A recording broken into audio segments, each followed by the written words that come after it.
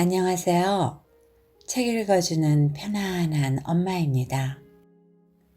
오늘은 미국 작가 너세니엘 호손의 단편 라파치니의 딸 그 후편을 읽어드리겠습니다.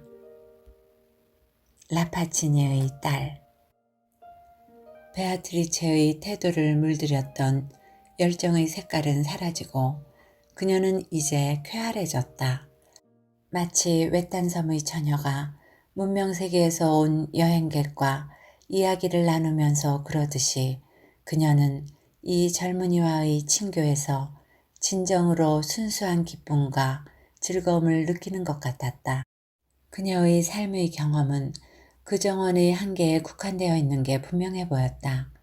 그녀는 햇빛이나 여름날의 구름 같은 단순한 것들에 대해서 이야기하기도 했고, 도시니 지오바니의 고향이니 그의 친구, 어머니, 자매들에 대한 질문들을 하기도 했다. 그런 질문들은 그녀가 얼마나 사람들과 격리된 은둔적인 삶을 살고 있는가, 그리고 일상적인 생활 양식이나 관습에 얼마나 익숙지 않는가를 잘 보여주는 것이어서 지오바니는 마치 어린아이에게 하듯 그 질문들에 자상하게 대답을 해주었다. 그녀의 정신은 처음으로 햇빛을 보고 그의 가슴에 비치는 땅과 하늘의 영상에 놀라워하는 신선한 개울물처럼 지오바니 앞으로 콸콸 쏟아져 나왔다. 또한 콸콸 흐르는 물 위로 마치 다이아몬드와 루비가 반짝이며 솟아오르듯이 깊은 곳에서 보석처럼 빛나는 환상적인 생각들이 솟아나오기도 했다. 이따금 지오바니는 자신이 그의 상상력을 그처럼 자극하고 그가 그처럼 강한 공포의 색깔로 그려보고 그처럼 끔찍한 특질을 가지고 있다고 확인한 그런 존재와 정말 나란히 함께 걷고 있는가, 그리고 자신이 베아트리체와 마치 남매처럼 이야기를 나누고 정말 그녀를 인간처럼 아가씨처럼 생각하고 있는가 의아한 생각이 들곤 했다. 그러나 그런 생각은 순간적일 따름이었다. 그녀의 성격이 주는 효과는 아주 현실적이어서 그녀와 곧 친근감을 느끼게 해주기 때문이었다. 이처럼 자유롭게 정원을 함께 거닐며 여러 구비의 사이길을 돌다가 그들은 이제 보물처럼 환히 빛나는 꽃들이 매달린 그 화려한 관목이 자라고 있는 무너져 내린 분수대 앞에 이르렀다. 그 나무에서 퍼져나오는 향기는 지오바니가 베아트리체의 숨결이라고 생각했던 것과 같은 향기였지만 비교가 되지 않을 만큼 훨씬 더 강했다. 그녀의 눈길이 그 나무에 머물 때 마치 가슴이 갑작스레 고통스럽게 뛰기라도 하듯 그녀가 손으로 가슴을 누르는 것을 지오바니는 지켜보았다. 내 생애 처음으로 너를 잊고 있었구나. 그녀는 그 나무를 향해 중얼거렸다. 아가씨, 지난번에 용감하게도 제가 아가씨에게 던진 꽃다발에 대한 답례로 이 보석 같은 꽃을 주겠다고 약속하신 생각이 나는군요. 오늘 이 만남의 기념으로 저 꽃을 꺾도록 허락해 주시죠. 지오바니는 그렇게 말하면서 그 나무를 향해 발걸음을 옮기며 손을 내뻗었다. 그러자 베아트리체가 갑자기 앞으로 튀어나오면서 마치 단검으로 그의 가슴을 찌르듯 날카로운 비명을 질렀다. 그녀는 그의 손을 붙잡더니 그 가녀린 몸으로 있는 힘을 다해서 끌어당겼다. 지오바니는 그녀의 촉감이 몸의 온 조직으로 찌르르 떨려오는 것을 느꼈다. 손대지 마세요. 그녀가 고통스러운 목소리로 외쳤다. 위험해요. 치명적이에요. 그러더니 그녀는 얼굴을 감싸고 그로부터 달아나 조각을 한 현관 입구 아래로 사라졌다. 지오바니는 눈으로 그녀의 뒷모습을 쫓다가 라파치니 박사의 쇠약한 모습과 창백한 그 지적인 표정에 마주쳤다. 얼마 전부터인지 몰라도 그는 정원 입구의 그늘 속에서 그 장면을 지켜보고 있었던 것이다. 방으로 돌아와 혼자 있게 되자 지오바니의 열기에 들뜬 머리로는 곧 베아트리체의 모습이 되살아나며 그가 그녀를 처음 본 이후 그녀 주변에서 일어난 모든 마력적인 사건들이 떠오르기도 하고 그녀의 소녀다운 여성적인 부드러움과 따뜻함이 되살아나기도 했다. 그녀는 분명 인간적이었다. 그녀의 본성은 모든 부드럽고 여성적인 특질을 다 지니고 있었고 흠모의 대상이 될 만한 모든 점을 그녀는 갖추고 있었으며 우아하고 고결한 사랑을 할 수 있는 능력을 분명히 가지고 있었다. 지금까지 그녀의 육체적, 도덕적 체계에 있어서의 무시무시한 괴기스러움의 증거라고 그가 생각해왔던 여러 징표들은 이제 잊혀졌거나 열정의 미묘한 궤변에 의해서 매혹의 화려한 왕관으로 바뀌며 오히려 베아트리체의 독특함이 더함에 따라 그녀를 더욱더 경탄의 대상으로 만들었다. 전에는 추악해 보였던 모든 것들이 이제는 다 아름다워 보였다. 아니면 그런 변화가 불가능하더라도 적어도 그 추악한 것들은 우리의 의식이 완전히 깨어있는 대낮을 넘어선 으스름한 저녁의 영역으로 몰려드는 형체가 분명치 않은 그런 생각들 속으로 슬그머니 자취를 감추어버린 것이었다. 그렇게 그는 그날 밤을 지샜다. 새벽이 라파치니 박사의 정원에 잠들어 있는 꽃들을 깨우기 시작한 후에야 그는 어렴풋이 잠이 들었다. 지오바니의 꿈은 틀림없이 그를 그 정원으로 인도했을 것이다. 아침이 되어 해가 떠오르며 젊은이의 눈꺼풀에 햇빛을 던지자 그는 고통스럽게 눈을 떴다. 잠에서 완전히 깨어났을 때 그는 오른손에 화끈거리고 욱신거리는 통증을 느꼈다. 그가 보석 같은 그 꽃을 막 꺾으려는 순간에 베아트리체가 그녀의 손으로 꼭 쥐었던 바로 그 손이었다. 손등에선 4개의 조그만 보랏빛 손가락 자국이 남아있었고 팔목에도 조그만 엄지손가락 모양의 자국이 배어 있었다. 아, 사랑이란 상상 속에서만 타오르고 가슴속 깊은 곳에는 뿌리내리지 못한 사랑이라도 믿음이 운명적으로 희미한 안개 속으로 사라지게 되는 그 순간이 올 때까지 얼마나 집요하게 그 믿음을 붙들고 거기에 매달리는가. 지오바니는 손 주위를 손수건으로 싸매며 무슨 못된 벌레가 그의 손을 쏘았나 의아해했다. 그러고는 베아트리체에 대한 공상 중에서 통증을 곧 잊어버렸다. 첫 만남 후 두 번째 만남은 이른바 운명의 불가피한 과정이었다. 세 번째 만남, 네 번째 만남이 계속되었고 이제 정원에서의 베아트리체와의 만남은 더 이상 지오바니의 일상적인 삶의 한 사건이 아니라 그의 삶을 이루는 온 공간이었다. 왜냐하면 베아트리체와의 그 황홀한 시간에 대한 기대와 기억은 그녀와의 만남 이외의 모든 시간을 차지하고 있었기 때문이었다. 라파치니의 딸의 경우도 마찬가지였다.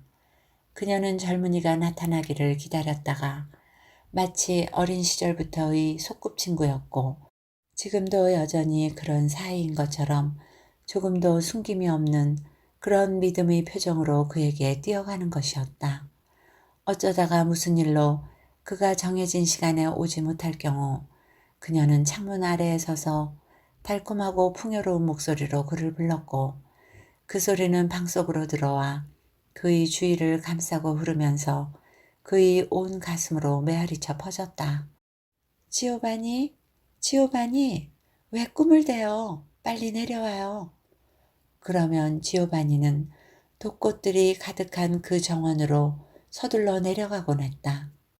그러나 이런 친밀함에도 불구하고 베아트리체의 태도에는 여전히 뭔가를 숨기는 것이 있는 듯했다.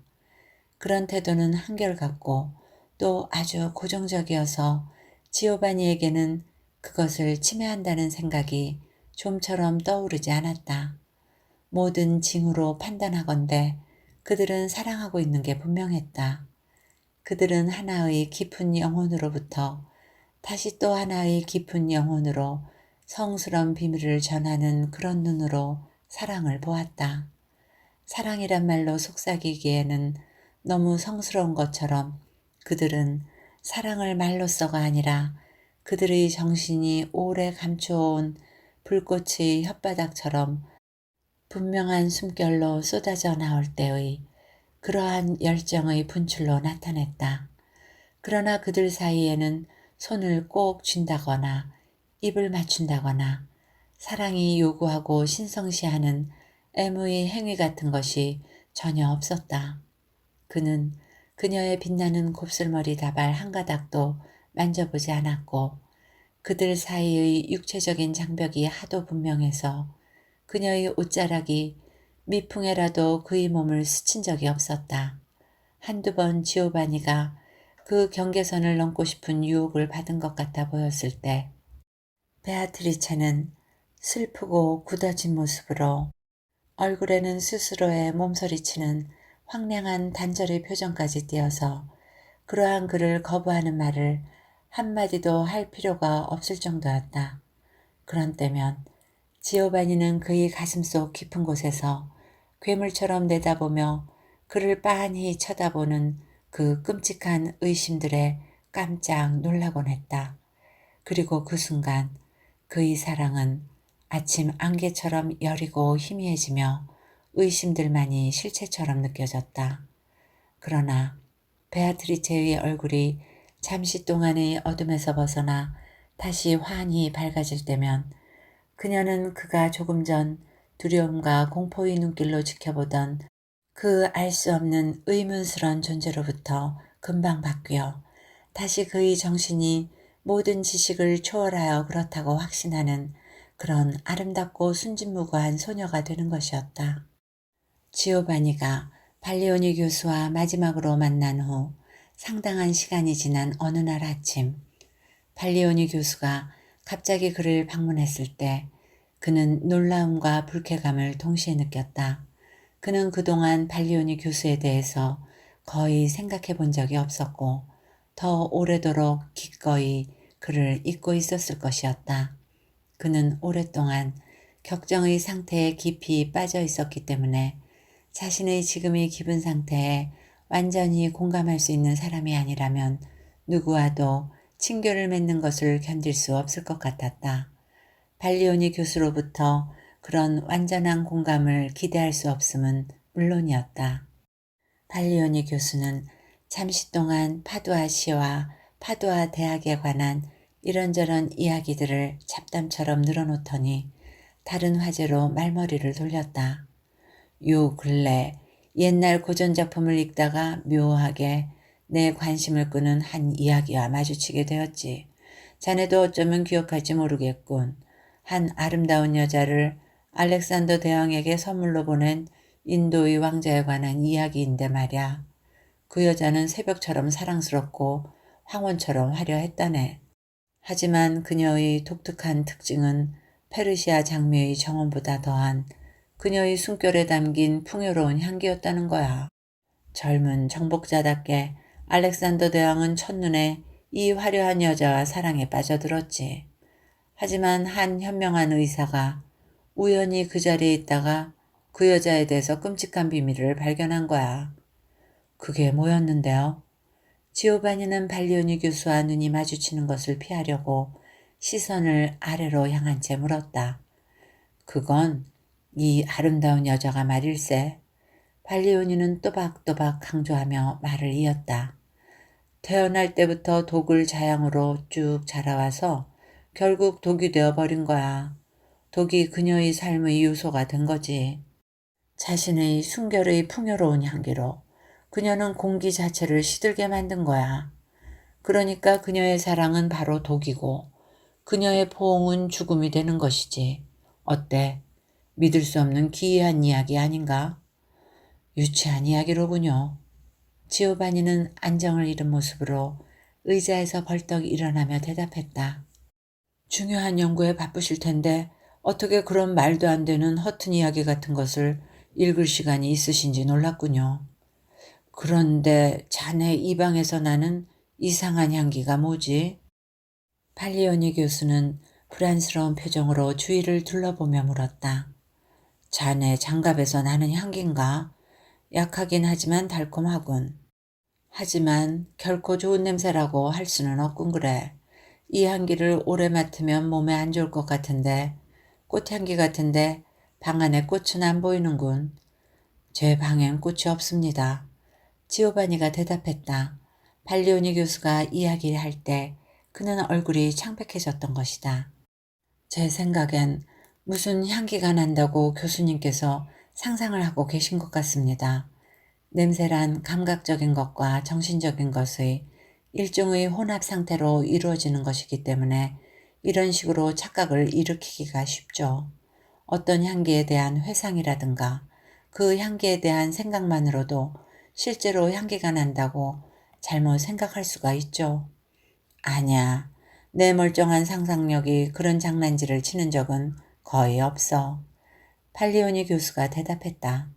그리고 만일 내가 무슨 냄새가 난다고 상상을 한다면 그건 내 손가락에 스며들었을 가능성이 많은 어떤 고약한 약의 냄새일 걸세. 내가 들은 대로 우리의 존경하는 친구 라파치니로 말하면 그의 약들의 아라비아의 향기보다 더 강한 향기를 주입시키니까. 마찬가지로 아름답고 과학적인 지식이 풍부한 베아트리체 아가씨도 틀림없이 그녀의 환자들을 처녀의 숨결처럼 달콤한 그런 약으로 돌보려 들겠지. 하지만 그 약을 마시는 사람은 재앙을 면할 수 없을 걸세. 지오바니의 얼굴에는 여러 가지 감정이 착잡하게 엉켜들었다. 발리오니 교수가 순결하고 사랑스러운 라파치니의 딸을 빗대어 말할 때의 야릇한 어조는 그의 영혼을 몹시 고통스럽게 했다. 베아트리체에 대한 자신의 생각과 정반대가 되는 발리오니 교수의 암시는 여러 가지 희미한 의심들을 갑자기 선명하게 부각시켜서 그 의심들이 마치 악마처럼 그를 보고 희죽거리는 것 같았다. 그러나 그는 그런 의심들을 애써 누르며 진정한 연인의 절대적인 믿음을 가지고 발리오니에게 응수하려고 했었다. 교수님, 교수님은 제 아버지의 친구이십니다. 그가 말했다. 그래서 아마도 친구의 아들에게 친절을 베푸시려는 것이겠죠. 저도 교수님에 대해서 존경과 경의 외에 다른 감정은 전혀 없습니다. 하지만 교수님, 교수님과 제가 이야기하지 말아야 할 한 가지 문제가 있다는 걸 제발 이해해 주시기 바랍니다. 교수님은 베아트리체를 잘 모르십니다. 그래서 가볍게 해로운 말을 한마디 함으로써 그녀에게 얼마나 부당한 상처를 주는가를 저는 그걸 그녀에 대한 모독이라고까지 생각합니다만 잘 깨닫지 못하고 계시는 겁니다. 지오바니, 불쌍한 지오바니. 팔리오니 교수는 차분한 연민의 표정으로 말했다. 난 이 비참한 아가씨를 자네보다 훨씬 더 잘 알고 있어. 자넨 독술가인 라파치니와 그의 독에 물든 딸에 대한 진실을 들어야 해.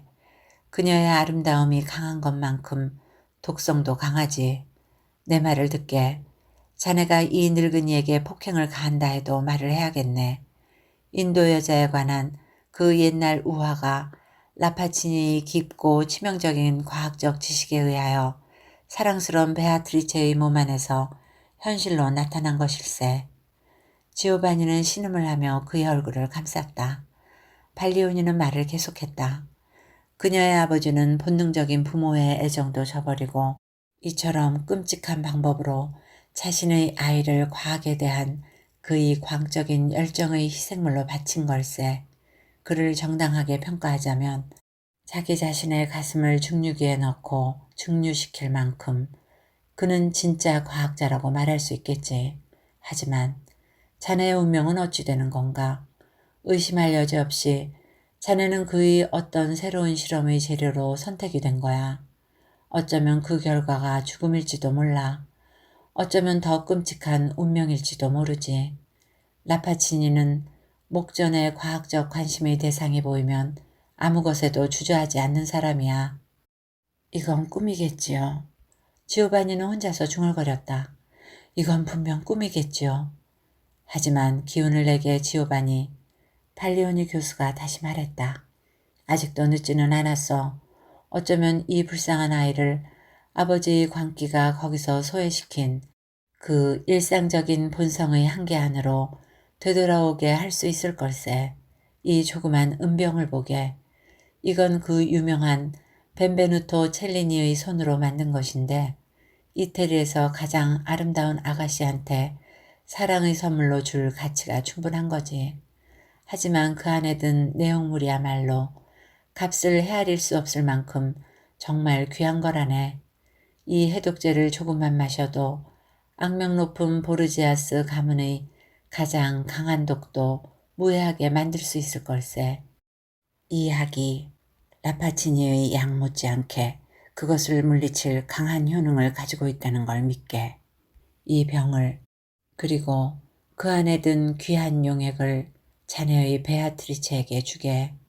그리고 희망을 가지고 결과를 지켜보도록 하게. 발리오니는 아주 정교하게 만든 조그만 약병을 식탁 위에 내려놓고 그가 한 마리 젊은이의 마음에 영향을 미치도록 내버려둔 채 자리를 떴다. 베아트리체와 사귀어 오는 동안 우리가 이미 이야기한 대로 지오바니는 때때로 그녀의 본성에 대한 음울한 추측에 시달린 경우도 있었다. 그러나 이제 그녀와의 사귐을 통하여 그녀가 단순하고 자연스럽고 아주 정답고 꾸밈없는 존재라는 것을 확신하게 되어서 발리오니 교수가 그녀에 대해서 보여주는 이미지는 마치 자신의 본래의 생각과 일치하지 않기라도 한 것처럼 아주 이상하고 믿을 수 없게 느껴졌다. 물론 이 아름다운 아가씨를 처음 보았을 때와 연관된 불쾌한 기억들이 완전히 사라진 것은 아니었다. 그는 베아트리체의 손안에서 시들던 꽃다발이며 그녀의 입김 이외의 아무런 표면상의 이유 없이 밝은 공기에서 갑자기 죽어가던 곤충을 완전히 잊을 수는 없었다. 그러나 이 사건들은 그녀의 본성의 순수한 빛에 다 녹아들어 더 이상 구체적인 사실로 느껴지지 않았고 어떤 감각적 증거로도 사실처럼 증명될 수 있어 보이는 잘못된 환상으로 생각되었다. 우리가 직접 눈으로 보고 손가락으로 만질 수 있는 것보다 더 사실적이고 진실에 가까운 것들이 있지 않은가. 베아트리체에 대한 그의 믿음은 바로 그러한 훨씬 더 견고한 증거에 기초한 것이었다. 그 자신의 깊고 관대한 믿음에 의해서라기보다는 그녀의 고아한 성품의 필연적인 힘에 의해서이긴 했지만 그러나 이제 그의 정신은 이전의 뜨거운 열정이 올려놓은 그 높이에 계속 머물러 있을 수가 없었다. 그는 그 높은 곳에서 떨어져서 세속적인 의심들 사이를 기어다니며 그렇게 함으로써 베아트리체의 순결하고 하얀 이미지를 더럽히고 있는 것이었다. 그는 베아트리체를 포기한 것이 아니라 단지 믿음을 잃은 것이었다. 그는 베아트리체의 육체적 본성에 그에 상응하는 영혼의 기괴함 없이는 존재할 수 없을 것처럼 생각되는 끔찍한 기이함이 있는지 없는지를 그에게 확인시켜 줄 수 있는 결정적인 시험을 해보기로 결심했다.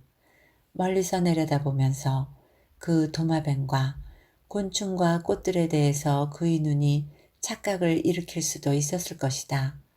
그러나 싱싱하고 건강한 꽃이 베아트리체의 손안에서 갑자기 시든 것을 아주 가까운 거리에서 목격할 수 있다면 더 이상 의문의 여지가 없을 것이었다.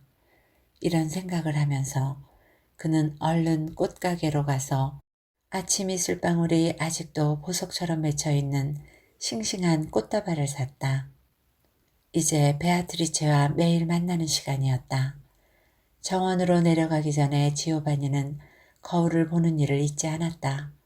그것은 잘생긴 젊은이에게 있을 수 있는 자연스러운 허영 같은 것이긴 했지만 그처럼 불안하고 격정적인 순간에 나타나는 그런 태도는 천박한 감정이나 불성실한 성격을 드러내는 것처럼 보였다.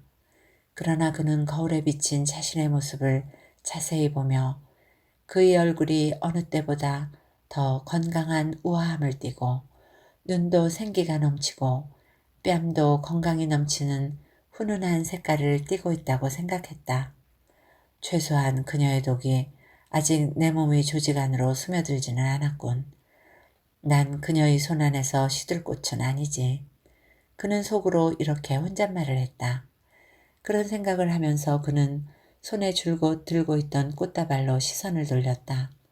그 순간 이슬을 머금은 꽃들이 이미 축 처지기 시작하는 모습을 보고 그는 자신의 몸으로 뭐라고 표현할 수 없는 공포의 전율 같은 것이 스치고 지나가는 것을 느꼈다. 그 꽃들은 전날에는 싱싱하고 아름다웠을 그런 모습을 하고 있었다. 지오바니의 얼굴은 대리석처럼 창백해졌다. 그는 거울 앞에 꼼짝 않고 서서 무슨 끔찍한 물건을 보듯 자신의 모습을 응시했다. 그는 방 안에 무슨 향기 같은 것이 퍼져 있는 것 같다던 발리오니 교수의 말을 떠올렸다. 그렇다면 그건 그의 숨결에 담긴 독임에 틀림없는 것이었다. 그는 몸서리를, 자기 자신에 대해서 몸서리를 쳤다. 멍한 상태에서 다시 깨어나 그는 방의 천장에 매달려 거미줄을 늘어뜨리고 부지런히 움직이고 있는 거미 한 마리를 호기심 어린 눈으로 관찰하기 시작했다. 거미는 천장에 매달려 있으면서도 열심히 활기차게 정교하게 엮은 거미줄망을 왔다 갔다 하고 있었다. 지오바니는 거미를 향해 몸을 구부리며 숨을 깊고 길게 내뿜었다. 거미는 갑자기 작업의 동작을 멈추었다. 이 조그만 직공의 몸으로부터의 진동이 거미줄망을 떨리게 했다. 지오바니는 다시 그의 가슴으로부터 더 깊고 더 긴 독이 배어있는 듯 싶은 숨을 내뿜었다. 그는 자신이 사악한 것인지 그저 절망 상태에 빠져 있는 것인지 알 수가 없었다. 거미는 발작적으로 다리를 움켜쥐더니 창문으로 축 늘어져 죽었다. 아, 저주를 받았구나. 저주를 받았어. 지오바니는 스스로에게 중얼거렸다. 그처럼 독성이 강해져서 너희 숨결에 이 거미가 죽었다는 말이냐? 그 순간 정원으로부터 달콤하고 풍요로운 목소리가 퍼져 올라왔다. 지오바니, 지오바니, 시간이 지났어요. 왜 꿈을 대는 거예요? 빨리 내려오세요. 그래, 그녀만이 나의 숨길이 죽이지 않을 유일한 존재로구나. 아, 내 숨결이 그녀를 차라리 죽였으면. 지오바니는 다시 혼자 중얼거렸다. 그는 정원으로 뛰어내려가서 곧 베아트리체의 밝고 사랑스러운 눈앞에 마주섰다. 조금 전만 해도 분노와 절망감이 하도 격렬해서 그는 그녀에게 오직 저주의 눈길을 퍼붓고 싶을 뿐이었다. 그러나 막상 그녀와 이렇게 마주 대하고 보니 떨쳐버리기에는 너무 생생한 영향력에 그는 어찌할 수가 없었다. 그를 때로 종교적인 차분함으로 싸주던 그녀의 여성적인 섬세하고 온화한 힘에 대한 기억들, 순수한 샘물이 깊은 곳으로부터 솟아올라 그의 정신적 눈에 투명하게 비치며 그녀의 가슴으로부터 분출할 때의 그 성스러운 열정에 대한 기억들, 지오바니가 그 귀중함을 알았더라면 이 모든 추악한 신비가 세속적인 환영에 지나지 않는 거라고. 그녀 주위를 어떤 악의 안개가 감싸더라도 베아트리체의 참모습은 천국의 천사라고 그를 확신시켜 주었을 여러 기억들, 그런 기억들이 떠오르는 것이었다. 그런 높고 강한 믿음이 이제 지오바니에게 불가능하긴 했지만 베아트리체와 이렇게 함께 있음은 아직도 그 마력을 완전히 잃지 않고 있었다. 지오바니의 분노는 우울한 무감각 상태로 가라앉았다. 베아트리체는 빠른 영감으로 그들 사이에 그나 자신이나 이미 넘어설 수 없는 검은 심연이 깊게 패어 있음을 직감했다. 그들은 말없이 슬픔에 잠겨 함께 걸었다. 그렇게 해서 그들은 보석 같은 꽃들이 매달린 관목이 한복판에서 자라고 있는 대리석 분수대와 물 웅덩이에 이르렀다. 지오바니는 자신이 그 꽃들의 향기를 열심히 즐기며 마치 왕성한 식욕을 느끼듯 들이마시고 있는 사실을 깨닫고 두려움에 떨었다. 베아트리체, 이 나무를 어디서 가져온 거죠? 그가 갑자기 물었다. 제 아버지가 만들어내신 거예요.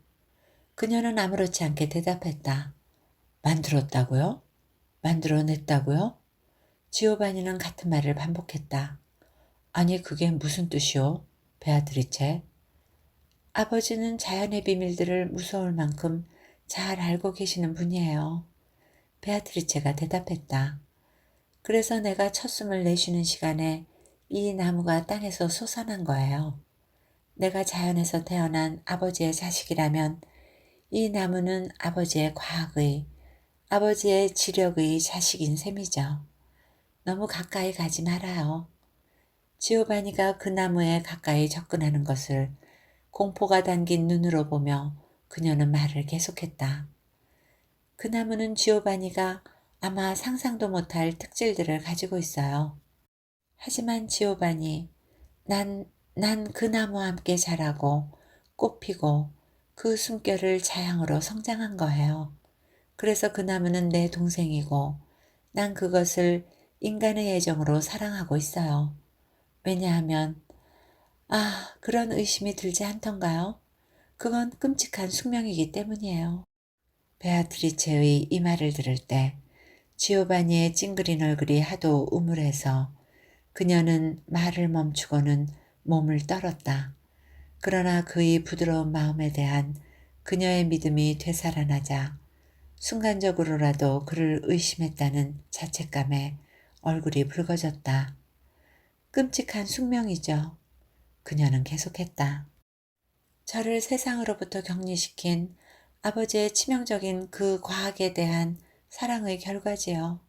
사랑하는 지오바니, 하늘이 지오바니를 보내줄 때까지 이 가련한 베아트리체가 얼마나 외로웠는지 아세요? 그게 가혹한 숙명인가요? 지오바니는 그녀를 빤히 바라보며 물었다. 최근에 와서야 그것이 얼마나 가혹한 숙명인가를 알았어요. 그녀는 부드럽게 대답했다. 그래요. 하지만 제 가슴은 덤덤해지고 그래서 차분해요. 그 순간 지오바니의 분노가 마치 어두운 구름으로부터의 번갯불처럼 음울한 불쾌감으로부터 갑자기 터져나왔다. 당신은 저주받은 인간이오. 그는 악의에 찬 경멸과 분노의 표정으로 소리쳤다.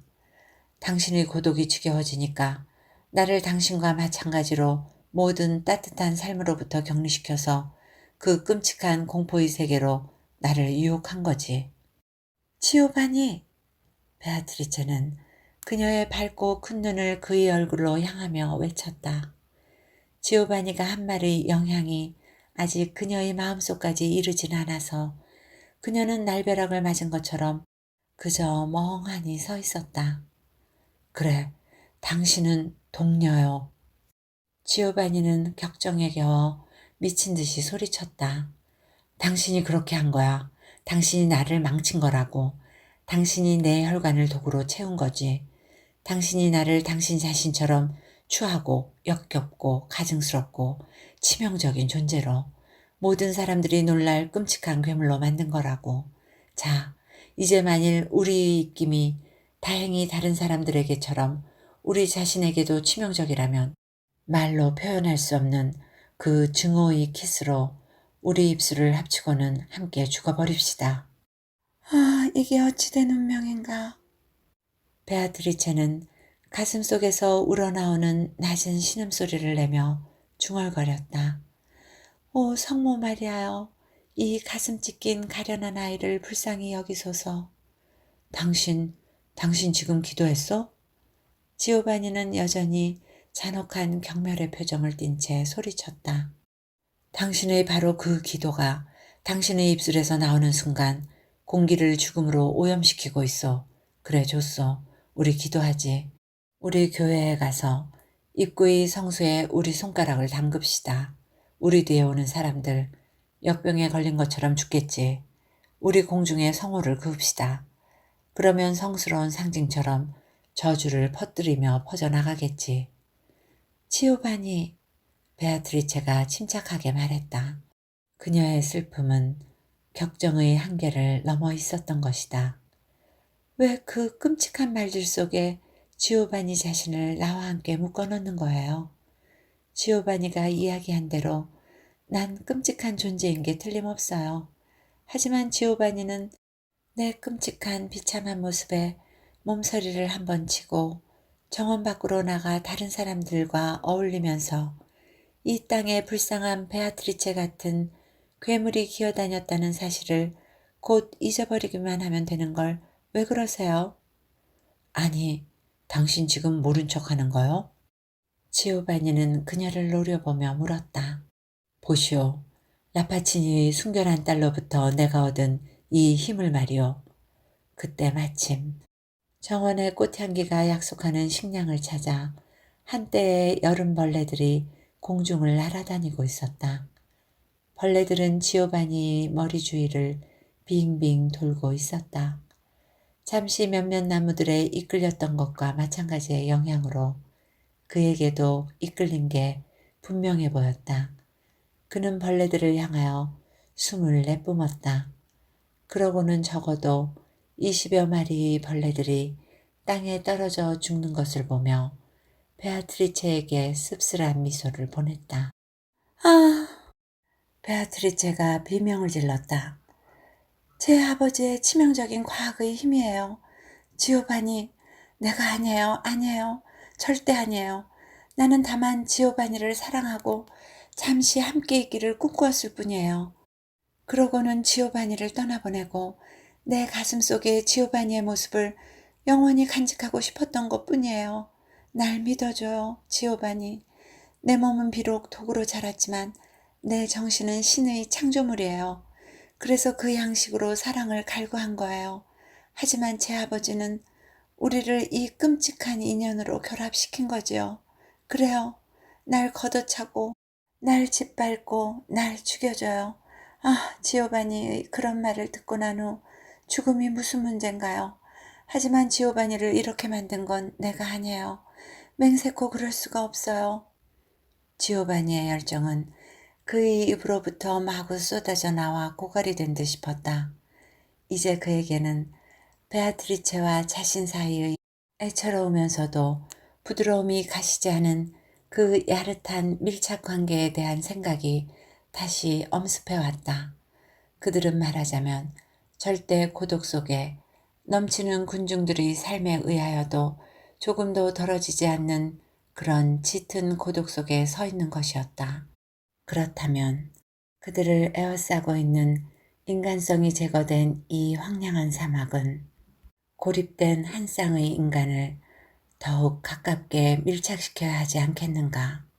그들이 서로 잔인하게 대한다면 누가 그들에게 친절을 베풀 것인가. 게다가 지오바니는 생각했다. 그가 일상적 세계의 경계 안으로 돌아갈 그리고 베아트리체의 구원받은 베아트리체의 손을 붙들고 그곳으로 인도할 희망이 아직도 남아있지 않은가. 베아트리체의 사랑 같은 그런 깊은 사랑을 혹독한 말로 그처럼 무참히 짓밟아 버리고 나서 다시 세속적인 결합과 세속적인 행복이 가능하리라고 꿈꾸다니. 아, 얼마나 박약하고 이기적이고 비열한 정신인가. 결코 그 희망은 이루어질 수 없으리라. 그녀는 상처받은 가슴을 안고 무거운 발걸음으로 시간의 경계선을 넘어 어느 낙원의 샘물에 그녀의 상처를 싣고 불멸의 빛 속에서 그녀의 슬픔을 잊고 거기서 영원히 평화롭게 살리라. 그러나 지오바니는 그것을 알지 못했다. 베아트리체. 그는 베아트리체에 다가가며 말했다. 지오바니가 가까이 다가올 때면 항상 그랬듯이 그녀는 몸을 약간 움츠렸지만 지금은 전과는 다른 충격에 의한 것이었다. 사랑하는 베아트리체, 우리 운명이 아직 그처럼 절망적인 것은 아니오. 이걸 봐요. 한 현명한 의사가 나에게 보장해 준 건데 효능이 아주 강하고 탁월한 약이라오. 이 약은 당신 아버지가 당신과 나에게 재앙을 가져온 그 약 성분의 정반대가 되는 성분으로 조제된 것이오. 아주 귀한 약초에 정수를 뽑아 증류시킨 것이라오. 우리 이 약을 함께 마시고 독으로부터 정화되도록 합시다.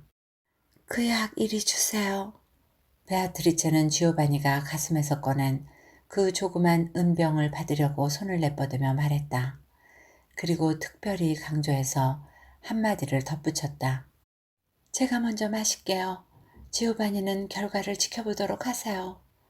그녀는 발리오니의 해독제를 입술로 가져갔다. 바로 그 순간 라파치니의 모습이 현관 입구로부터 나타나더니 대리석 분수 쪽으로 천천히 다가왔다. 더 가까이 다가오면서 창백한 얼굴의 과학자는 아름다운 두 남녀의 모습을 승리감에 넘치는 표정으로 바라보는 듯 했다. 그 표정은 일생에 걸쳐 한 그림이나 조각품을 완성해낸 예술가가 마침내 이룬 자신의 성공에 만족해하는 그런 표정이었다. 그는 발걸음을 멈추고 굽은 몸을 일부러 힘들여 고추세웠다. 그는 자식들에게 축복을 간구하는 아버지의 태도로 그들 위로 두 손을 내뻗었다. 그러나 그 손은 그들의 삶의 흐름에 독을 뿌린 바로 그 손이었다. 지오바니는 몸을 떨었다. 베아트리체는 경련이 일든 몸서리치며 손으로 가슴을 눌렀다. 내 딸아, 라파치니가 말했다. 넌 이 세상에서 더 이상 외롭지 않아. 네 동생 나무에서 보석 같은 그 귀한 꽃을 꺾어서 네 신랑 떨어 그 꽃을 가슴에 달게 하려무나. 이제 그를 해롭게 하지 않을 게다. 나의 과학과 네 둘 사이의 공감이 그의 체내에 작용해서 그는 이제 보통 남자들과는 다른 종류의 남자가 된 거야. 내 기쁨과 자랑의 딸인 네가 보통 여자들과는 다른 종류의 여자이듯이. 자, 이제 서로에게는 가장 소중한 사랑의 대상으로, 다른 사람들에게는 두려움의 대상으로 이 세상을 살아가거라. 아버지, 베아트리체가 아직도 손을 가슴에 댄 채 희미한 목소리로 말했다. 아버지는 무엇 때문에 자신의 자식에게 이런 비참한 운명을 안겨주신 건가요? 비참하다니. 라파치니가 외쳤다. 어리석게도 그게 무슨 말이냐. 어떤 힘도 대적할 수 없는 그런 놀랄만한 능력을 부여받았는데도 그게 비참하단 말이냐. 아무리 힘센 자라도 숨결 하나로 제압할 수 있고 그처럼 아름다우면서도 그처럼 무서울 수도 있는 게 비참한 것이란 말이냐. 그렇다면 넌 모든 악을 당하기만 하고 행할 수는 없는 약한 여자가 되길 바랐단 말이냐. 전 두려움의 대상이 아니라 사랑의 대상이 되고 싶었어요. 베아트리체는 땅 위로 주저앉으며 중얼거렸다. 하지만 이젠 상관없어요, 아버지. 전 아버지가 저희 존재와 섞으려고 그렇게 애쓰신 그 악이 꿈처럼 사라져갈 곳으로 가고 있어요. 에덴 동산의 꽃들 속에서는 더 이상 나의 숨결을 오염시키지 않을 이 독꽃들의 향기처럼 말해요. 지오바니, 잘 있어요. 당신의 중후의 말들은 내 가슴속에 납처럼 무겁게 남아있어요. 하지만 그 말들도 내가 천국으로 오를 때 다 사라져 갈 거예요. 아, 처음부터 나의 본성보다는 당신의 본성에 더 많은 독이 담겨 있었던 게 아닐까요? 자연으로부터 받은 재질이 라파치니의 과학적 기술에 의해서 그처럼 철저히 바뀌어버린 베아트리체에게는 독이 바로 생명이었듯이 그 독에 대한 강력한 해독제는 곧 죽음이었던 것이다. 그렇게 해서 인간의 교묘한 재주와 방해당한 인간의 본성과 그러한 모든 왜곡된 지혜의 노력에 수반되는 치명적 운명의 그 불쌍한 희생자는 그녀의 아버지와 지오바니의 발 바로 아래서 죽어간 것이었다. 바로 그 순간 피에트로 발리오니 교수가 창문에서 내려다보며 승리감과 공포감이 섞인 목소리로 벼락에 맞은 듯 굳어버린 그 과학자를 향하여 크게 소리쳤다. 라파치니, 라파치니, 이게 자네 실험의 결말인가? 이야기는 여기까지입니다. 잘못된 부성애로 인하여 아름다운 두 젊은이의 사랑은 슬픈 결말을 맺습니다. 기묘하고도 섬찟한 이야기 어떻게 들으셨는지요? 좋은 시간이 되셨기를 바라며 오늘도 행복하세요.